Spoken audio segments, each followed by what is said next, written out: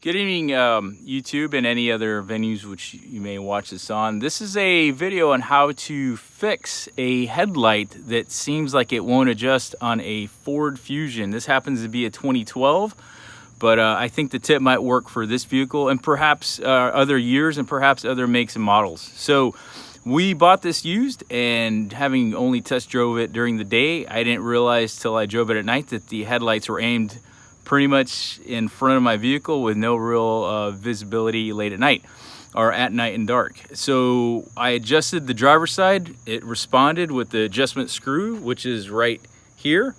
The passenger side, however, just stayed down. It seemed like it was stripped. That's been removed, and I'll show you why. Well, the why is because it's too tight. There's no way you're gonna get your hand in there to try to investigate why the bolt was stripped. Turns out it wasn't stripped. I got a tip from another internet forum, and he didn't have a video where here's the missing headlight spot.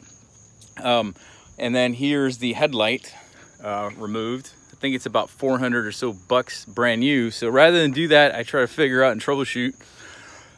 You can see in the back of your vehicle, if you go from the top when it's installed in the vehicle, all you see is the top of these dust caps. There's not much room to maneuver. There's like 1 inch. So you're not going to get in there and be able to do any work. So the trick is, this was moving. Like I said, this was aimed straight to the deck because it was basically just disconnected from the adjustment screw mechanism in there. There's one rod, sort of like a rod and pinion back there at the tip of my finger. There you can see that little plastic white deal. The other one, the top connector, which would adjust the other angle, which this would respond to, the actual moving component, is right up in there. I wish I had a flashlight. Maybe, Jake, that's a hint to go get the flashlight. I'll show you in a second here. So what I did was I adjusted the screw. You're gonna be able to see the pinion sort of move all the way forward. Dropped it all the way down. So, you know, with the screwdriver, put it all the way down. With this really expensive tool called a cut hanger, I applied a little bit of pressure and it popped right back on. So now it actually responds to the twist of the screwdriver. So look at that, looking at that light in there. Thank you, Jake. There's that white piece, looks like a screw, that mechanism, that's all connected now. That's the piece, and it was disconnected. That's why I was getting no response from the adjustment screw here, because it was just free spinning, not actually connected.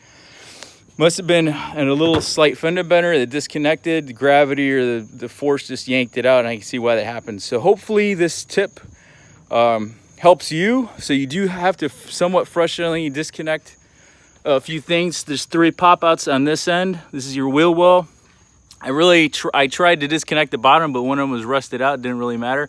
This took a little bit of nerves. From the inside, this holding screw here to the body made it look like I was stripping it out, but I just went with what the guy in the video, another YouTube video said, just keep at it, pull on it, and sure enough, it yanked out. A couple of 10mm bolts all around. But again, we're gonna give it a shot, and we'll let you know later if it took. Best of luck, and drive safely.